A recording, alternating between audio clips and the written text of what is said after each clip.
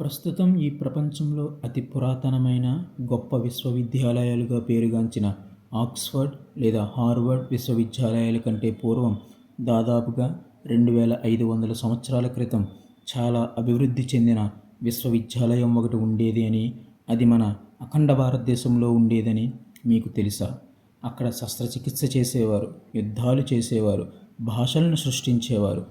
ఆ విశ్వవిద్యాలయం పేరే తక్షశిల. కానీ ఇది ఇప్పుడు ఎందుకు శిథిలాలుగా మారింది? ఈరోజు మనం ఈ వీడియోలో తెలుసుకుందాం.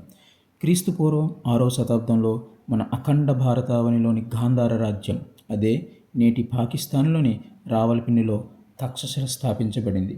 ఇది పర్షియన్, గ్రీకు, మౌర్య సామ్రాజ్యాల క్రింద వర్ధిల్లింది. ప్రాచీన భారతదేశ కథనాల ప్రకారం తక్షశిల నగరాన్ని శ్రీరాముని తమ్ముడైన భరతుడు అతని కొడుకైన తక్షుని పేరు మీదుగా స్థాపించినని చెప్పబడుచున్నది. ఇక్కడ 3 ప్రత్యేకతలు కలవు.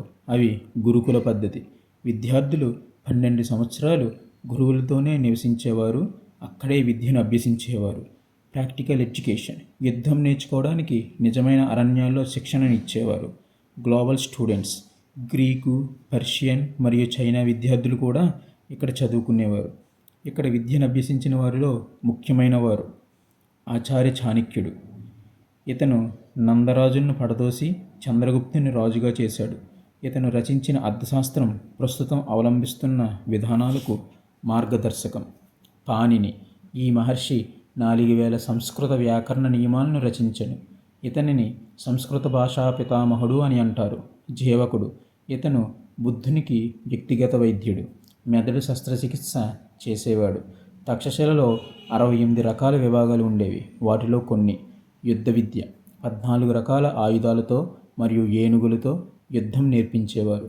శస్త్రచికిత్స, చిన్న చిన్న పదునైన కత్తులను ఉపయోగించి క్యాన్సర్ కణితులను తొలగించడం, కంటి శస్త్రచికిత్స చేయడం ఇక్కడ నేర్పించేవారు. ప్రపంచపు మొట్టమొదటి శస్త్రచికిత్స పాఠ్యపుస్తకం ఈ విశ్వవిద్యాలయంలోనిదే. అది భౌతిక శాస్త్రం, అదృశ్యమవడం, మంత్రాలు వంటి గుప్త విద్యలు ఇక్కడ నేర్పించేవారు. ఇవే కాక వైద్య విద్య, న్యాయశాస్త్రం, తత్వశాస్త్రం, ఖగోళ శాస్త్రం మరియు వేదాలను ఇక్కడ బోధించేవారు. ప్రస్తుత విశ్వవిద్యాలయాల్లో ఇక్కడ ఒక కేంద్రీకృత ప్రాంగణం అంటే క్యాంపస్ అలాంటిది ఇక్కడ ఉండేది కాదు. బదులుగా ఆశ్రమాల ఆరుబయటన గురువులు విద్యను బోధించేవారు. ఈ విశ్వవిద్యాలయంలో చేరడానికి ఎటువంటి ప్రవేశ పరీక్షలు ఉండవు. కేవలం గురువు యొక్క అంగీకారంతో, అంటే గురువుని ఆ విద్యార్థి మెప్పిస్తేనే ప్రవేశం ఉంటుంది. ఇక్కడ ఎటువంటి విద్యా పట్టాలను ఇవ్వరు. కేవలం ఎంచుకున్న విద్యను పరిపూర్ణంగా అభ్యసించడమే.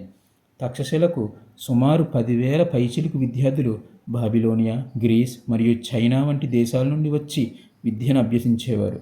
ఇంతటి గొప్పగా విరాజిల్లిన ఈ విశ్వవిద్యాలయం క్రీస్తు శకం 450 సంవత్సరంలో వైట్ హన్స్ లేదా హెప్తలైట్స్ దండయాత్ర వలన మొదటిసారిగా నాశనం గావించబడింది.